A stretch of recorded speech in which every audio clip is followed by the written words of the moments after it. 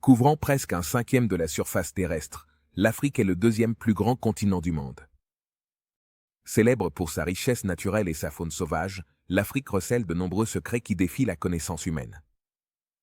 Rejoignez-nous pour explorer 15 nouvelles découvertes terrifiantes en Afrique qui changent tout.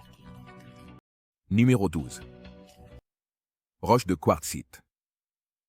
L'île volcanique d'Anjouan cache un secret impossible, dissimulé entre les champs de lave et les falaises de basalte. Se trouve une impossibilité géologique. Des dépôts de quartzite anciens, une roche qui ne devrait pas être là. Cette découverte anormale laisse les scientifiques perplexes quant à la manière dont le minéral non volcanique a pu se déposer sur la croûte ignée océanique. Anjouan fait partie de l'archipel des Comores, au large de la côte orientale de l'Afrique. Tout comme Hawaï, ces îles sont nées d'éruptions ardentes. Alors que les plaques tectoniques se déplaçaient sous la mer, le magma en fusion a jailli, entassant des coulées de lave sur le fond océanique, jusqu'à ce qu'Anjouan émerge au-dessus des vagues. Étant donné cette naissance volcanique violente, les roches d'Anjouan devraient être d'origine ignée, donc les grands gisements de quartz découverts sur l'île n'ont aucun sens. Ce grès se forme à partir du métamorphisme sous une grande chaleur et pression. Cependant, d'une manière ou d'une autre, à travers les éons, les gisements de quartz en sont venus à comprendre la moitié du flanc d'une montagne à Anjouan. Avant de continuer avec cette vidéo, appuyez sur le bouton d'abonnement et la cloche de notification dès maintenant. Le mystère se complique en examinant la géologie de l'île. Des affleurements dispersés de quartzite avaient déjà été documentés auparavant, mais le massif découvert en 2018 représente le gisement de quartzite le plus étendu jamais trouvé. L'équipe de recherche a exploré la zone à la recherche d'indices qui pourraient expliquer cette découverte déconcertante, mais les formations environnantes ne contenaient aucune trace du matériau d'origine de la quartzite. Les preuves pointaient vers une conclusion impossible, la quartzite s'est formée ailleurs avant d'arriver à Anjouan. Déjà formée, cela pousse les géologues du monde entier à réévaluer les théories des manuels sur la formation des îles et le dépôt de minéraux. La quartzite d'Anjouan représente une anomalie qui ébranle les suppositions sur la géologie de la croûte océanique. Numéro 11. Dinosaures découverts au Zimbabwe. Des scientifiques du Zimbabwe ont déterré une nouvelle espèce de dinosaure qui défie notre compréhension de l'évolution. Le dinosaure, nommé Avirusoruroti, surnommé Marati, a été découvert en 2017 par une équipe de chercheurs dirigée par Christopher Driffin, de Virginia Tech. L'équipe était en train de creuser dans la formation Pevliarco, dans le district de Dande, au Zimbabwe, lorsqu'elle a trouvé le squelette presque complet de Marati. Marati est un petit herbivore bipède avec un petit crâne triangulaire. Il mesurait à peine 1,80 m de long et mesurait seulement 1,5 m à la hauteur de la hanche, et il a vécu à la fin de la période triasique, il y a environ 230 millions d'années. Cette découverte signifie que les premiers sauropodomorphes n'étaient pas déjà grands et gigantesques, ils étaient petits et bipèdes. Ils n'ont évolué pour devenir des géants que plus tard. Cela a des implications pour notre compréhension de la chronologie de la lignée humaine, car les sauropodomorphes sont les ancêtres des mammifères. La découverte d'un petit sauropodomorphe bipède suggère que les premiers mammifères étaient également petits et bipèdes. Cela signifie que la lignée humaine a pu évoluer à partir de petits ancêtres bipèdes et non de gigantesques ancêtres quadrupèdes. Numéro 10. Fossile de l'enfant de Tong. En 1924, une remarquable relique du lointain passé de l'humanité a été exhumée de sols anciens. En Afrique du Sud, des mineurs ont déterré un crâne de primate qui allait bouleverser les théories sur l'évolution humaine pendant des décennies. Ce crâne fossilisé appartenait à un jeune singe humain qui marchait debout il y a plus de 2 millions d'années. L'extraordinaire fossile est devenu connu sous le nom de l'enfant du village. Il représente le premier spécimen découvert d'Australopithecus africanus, le singe du sud de l'Afrique, et a fourni la preuve que les premiers hominidés ont fait la transition vers la marche bipède bien avant ce que l'on imaginait. Le renommé paléoanthropologue Raymond Dare a étudié pour la première fois le crâne de l'enfant de Tong. Il l'a correctement identifié comme un hominidé primitif distinct de toute créature connue. Dare a d'abord fait face au ridicule. Comme les scientifiques refusaient de croire que la chronologie humaine remontait si loin, les raisons du scepticisme sont devenues claires en l'examinant. Bien que le crâne présentait des dents semblables à celles des humains, sa minuscule boîte crânienne n'avait qu'un tiers de la taille de celle des humains modernes. Elle égalait la capacité crânienne d'un singe, mais l'os occipital à la base indiquait une marche debout. Ces caractéristiques contradictoires ont enflammé le débat. Tragiquement, les mineurs ont fait exploser le site de Tongue avant qu'une analyse adéquate ne soit réalisée. Mais depuis les années 1920, de nombreux autres fossiles d'Australopithecus ont été découverts dans les grottes d'Afrique du Sud. Ces découvertes ont aidé à renforcer le soutien à la théorie de Darwin selon laquelle le bipédisme a précédé l'agrandissement du cerveau dans le passé trouble de l'humanité. Numéro 9. Matière organique extraterrestre. Dans les anciennes montagnes Makanjua d'Afrique du Sud, une fine couche de roche garde un secret primordial. Incrustés dans ce gisement volcanique, se trouvent des restes de matière extraterrestre datant de plus de 3,3 milliards d'années. Cette découverte déconcertante choque les scientifiques et ravive le débat sur les ingrédients extraterrestres impliqués dans le développement primitif de la vie. Les montagnes Makanjua contiennent l'une des géologies les plus anciennes de la Terre. Dans ces anciens escarpements, les chercheurs ont découvert une fine bande de roches avec des signes révélateurs d'origine extraterrestre. Grâce à la microscopie électronique et à la spectroscopie, deux composants extraterrestres distincts ont été identifiés. L'un semble similaire aux composés organiques trouvés à l'intérieur de météorites datant de la formation du système solaire. L'autre consiste en des nanoparticules cristallines riches en nickel, chrome et fer, peu fréquentes dans les roches terrestres. Les chercheurs ont démontré de manière concluante que les deux substances se sont formées à l'origine en dehors de la planète. Mais, comment ce matériau extraterrestre s'est-il retrouvé emprisonné dans la fine couche de roche? Les scientifiques débattent actuellement de deux possibilités. L'une invoque une pluie de météorites cataclysmiques qui auraient introduit des organismes extraterrestres sur la Terre primitive. L'autre imagine des micrométéorites déposant doucement des molécules pendant des éons.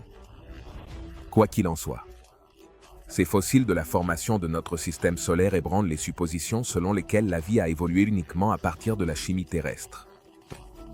La découverte de Makanjua prouve que le développement de notre planète a eu des influences extraterrestres dès le début. De plus, le site extraterrestre fournit la preuve directe la plus ancienne, que le bombardement de météorites a contribué à la jeunesse de la vie. Les matériaux cosmiques contenant des composés organiques complexes sont arrivés tôt, ce qui soutient leur rôle dans la transition de la géologie à la biologie. Numéro 8. Mystère des cercles de fées du désert de Namibie.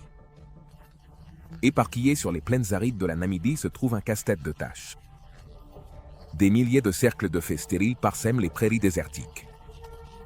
Ces étranges anneaux parsèment le paysage et mesurent entre 2 et 23 mètres de large. Leurs origines ont suscité des contes de dragons et de dieux. Mais la science révèle deux théories naturelles opposées pour expliquer ces formations énigmatiques.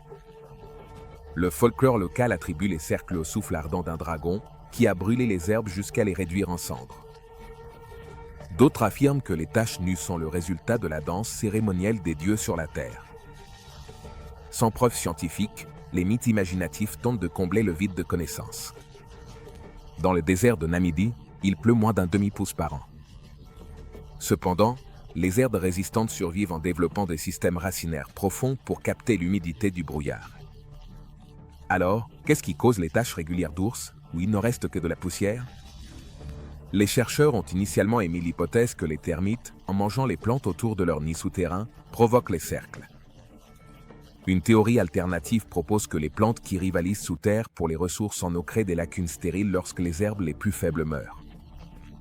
Les deux camps présentent des arguments convaincants, mais la modélisation informatique montre qu'aucun des processus n'explique complètement le motif hexagonal et la cohérence de la taille.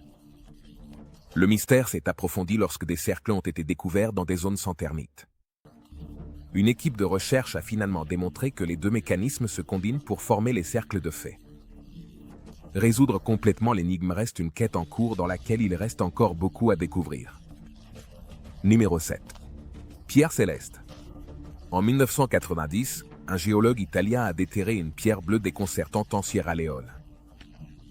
Angelo Chittoni a appris l'existence de ce minéral étrange par un chef local qui affirmait qu'il était tombé du ciel. Les analyses de laboratoire ont révélé une composition moléculaire jamais vue sur Terre, ce qui a ajouté de l'intrigue à la pierre céleste. La légende raconte que Chittoni a d'abord analysé la pierre bleue parsemée de veines blanches pour déterminer s'il s'agissait d'un minéral connu comme la turquoise. mais les tests spectrographiques ont révélé une signature élémentaire distincte. Avec une haute teneur en oxygène mais dépourvue de toute structure minérale identifiable, la pierre a laissé les experts perplexes. Les minéraux bleus normaux comme l'azurite ou le lapis-lazuli ont une couleur bleue uniforme. En la broyant mais en la pulvérisant, la pierre céleste a complètement éradiqué sa teinte bleue. Ni la chaleur ni les acides n'ont altéré sa couleur. La composition moléculaire défiait la classification, selon le chef. La découverte représente en effet le premier minéral documenté avec une composition unique inconnue sur Terre. Les nouvelles techniques de datation géologique développées depuis pourraient dater les pierres et déterminer l'origine des composants élémentaires. Numéro 6. Le lac qui peut vous transformer en pierre. Le lac Natron en Tanzanie ressemble à une mer mortelle dans un monde extraterrestre. Ses eaux rougeâtres sont presque assez brillantes pour y lire. En raison de sa couleur effrayante due aux micro-organismes amateurs de sel. Les températures dans le bassin salin peu profond atteignent les 140 degrés Fahrenheit, ne laissant que les extrémophiles capables de survivre dans cet environnement hostile. Les eaux caustiques riches en minéraux apparaissent d'un rouge sang. Lorsqu'elles sont alimentées par des sources riches en minéraux, certaines espèces d'algues prospèrent ici, rougissant encore plus le lac lorsque des floraisons s'accumulent. L'abondant carbonate de sodium confère au lac un pH de 10, soit 5 de plus que l'ammoniac en termes d'alcalinité. Peu de créatures supportent la soupe chimique bouillante de natron, à l'exception de quelques cyanobactéries. Leurs toxines métabolisées rendent le lac dangereux à boire pour les oiseaux et les chauves-souris qui périssent tragiquement.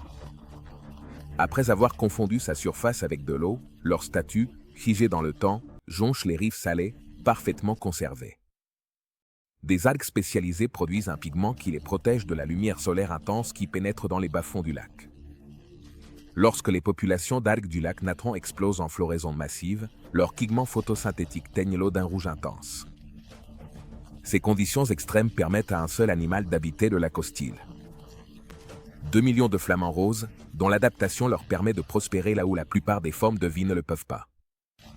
Leur plumage d'un rouge intense s'harmonise avec la surface du lac, tandis que la peau et les glandes spécialisées leur confèrent une protection contre la chimie caustique du natron. La principale source de nourriture des flamants roses dans le lac est la cyanobactérie spiruline de couleur rouge. Leur pigment confère également aux oiseaux leur vive couleur rosée. L'écologie unique du lac Natron soutient la plus grande colonie de reproduction de flamants roses au monde. Numéro 5. La lumière de Dendra. Thomas Edison. Le soi-disant magicien de Menlo Park est connu pour avoir inventé l'ampoule. En 1879, Edison a présenté sa première version de la lumière électrique. Mais, a-t-il vraiment été le premier à concevoir cette idée brillante? Il y a une ancienne gravure dans un temple égyptien que certains croient montrer une ancienne ampoule électrique. Les principaux archéologues rejettent cette interprétation controversée. Mais la mystérieuse ampoule continue de susciter le débat. Les gravures en question apparaissent à l'intérieur du temple d'Hathor à Dendra, l'un des lieux sacrés les mieux conservés d'Égypte. Plusieurs reliefs en pierre montrent des figures tenant des objets dressés ressemblant à de longues ampoules connectées à une source d'énergie. Certains croient qu'ils représentent des lampes électriques en fonctionnement. La plupart des égyptologues ne sont pas d'accord avec cette hypothèse sensationnelle. Ils interprètent les reliefs en utilisant des méthodes archéologiques traditionnelles, en se référant à des textes sur la cosmologie égyptienne gravés à côté des images. Ces inscriptions identifient les figures de la scène comme des dieux et des symboles du mythe, non des humains utilisant une technologie moderne. Le lotus, la fleur et le serpent sont liés à des histoires de création concernant l'océan primordial et la naissance du dieu du soleil. Les câbles sont liés à des barges funéraires, non à un câblage électrique. Sans preuve corroborante d'un éclairage électrique en fonctionnement provenant des fouilles, la science conventionnelle rejette la théorie de l'ampoule. On n'a jamais trouvé de câble, d'ampoule, ou de source d'énergie indiquant que les anciens Égyptiens étaient des pionniers dans cette technologie. Cependant, leurs défenseurs soutiennent que les reliefs pourraient montrer des prêtres utilisant des lumières électriques lors de rituels secrets, qui ont ensuite été détruites avec les artefacts. Bien que provocante, cette spéculation reste non prouvée. Les avancées dans la science des matériaux pourraient aider les archéologues à mieux analyser les reliefs en pierre taillée pour révéler les marques d'outils des techniques de production utilisées. Cela pourrait déterminer si des méthodes de forage plus avancées ont été employées, ce qui suggérerait une sophistication technologique plus grande que prévu. Numéro 4. Nouvelles espèces humaines. Quelle découverte pourrait être plus transcendante que la découverte d'une nouvelle espèce humaine? En 2015, précisément une découverte de ce type a fait parler d'elle lorsque, dans les profondeurs d'un système de grottes sud-africaines, un dépôt de fossiles a été découvert, révélant un ancien hominidé avec un mélange de traits primitifs et similaires à ceux des humains. Ce cousin humain nouvellement identifié a été nommé Homo naldi, les restes d'au moins 15 individus ont été trouvés empilés dans une chambre souterraine traîtreusement petite, surnommée la chambre marquée. Leur emplacement suggère un comportement rituel que l'on croyait auparavant exclusif aux humains modernes et aux néandertaliens. Cela fait des pratiques funéraires de l'Homo naldi une révélation scientifique.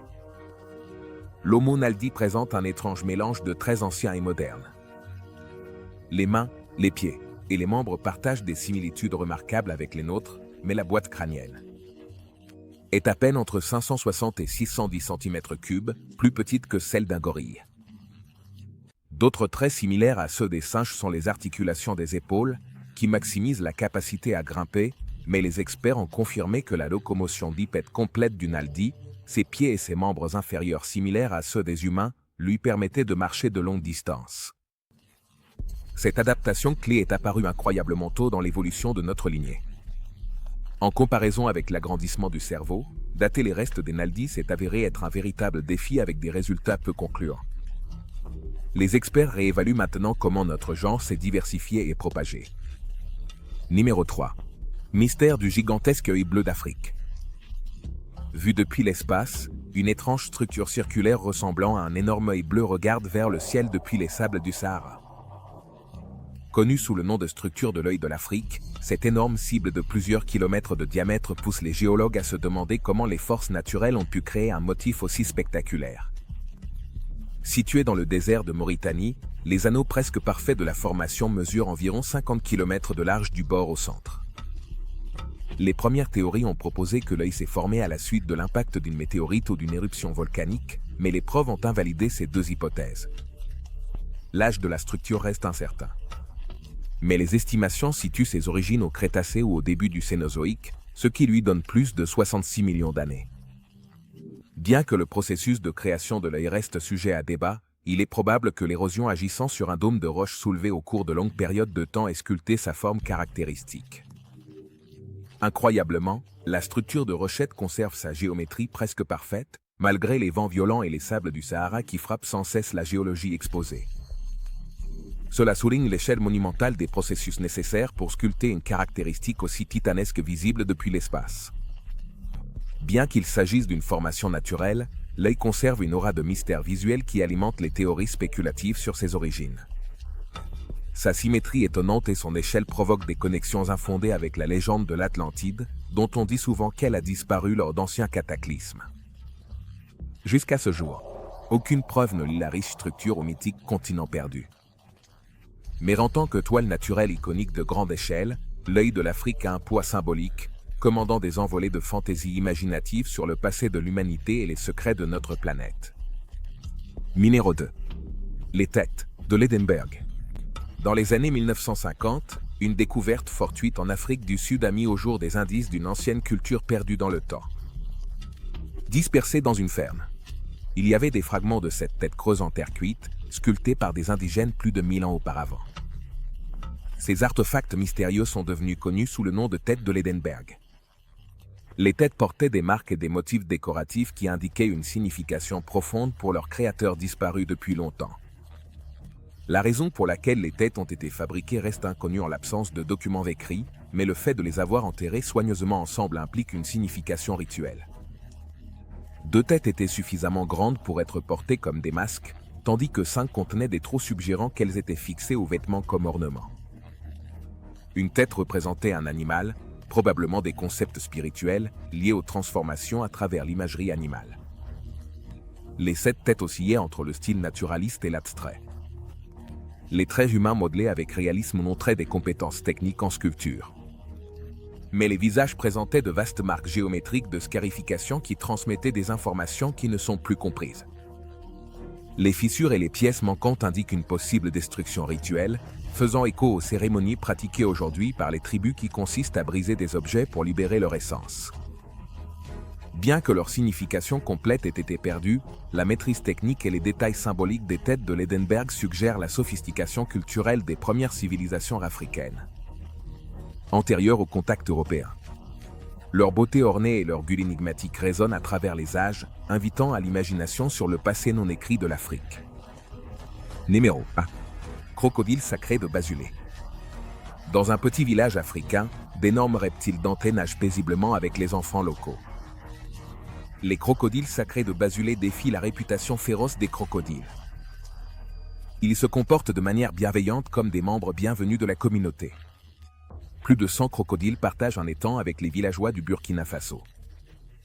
Selon la légende, lors d'une grave sécheresse, les crocodiles ont conduit les femmes à un étang caché, sauvant ainsi le village de la soif. Les habitants reconnaissants de Bazulé ont commencé à honorer les reptiles sacrés comme des héros de l'eau qui donnent la vie. Aujourd'hui, les villageois n'ont pas peur des crocodiles, car ils croient qu'ils contiennent les âmes de leurs ancêtres. Beaucoup s'assoient même sur les énormes créatures sans se blesser. Le village nourrit et fournit des soins vétérinaires aux crocodiles, auxquels on donne des noms, et qui sont autorisés à aller et venir librement. Lorsqu'un crocodile meurt, il reçoit des funérailles. Tout comme un résident humain du village, les crocodiles remplissent également une fonction pratique, en émettant des bruits pour avertir les anciens du village des catastrophes imminentes, afin qu'ils puissent prendre des mesures de protection, bien que coexister avec des crocodiles semble étrangement risqué. Dans l'histoire documentée, il n'y a eu aucune attaque aux morts humaines entre le village et les animaux. Leur cohabitation harmonieuse persiste jusqu'à nos jours. Les zoologues croient que les crocodiles de l'espèce Crocodylus succius se comportent pacifiquement en raison des premières associations positives avec les humains grâce à l'alimentation manuelle. Ce conditionnement au fil des générations a créé une relation presque domestique. Bien que les animaux restent sauvages, les crocodiles sacrés de Bazulé représentent un cas unique de bêtes et d'humains transcendant le primitif. Alors que d'autres peuples africains traitent à juste titre les crocodiles avec prudence, à Bazulé, l'harmonie prévaut. Nous nous voyons dans la prochaine vidéo.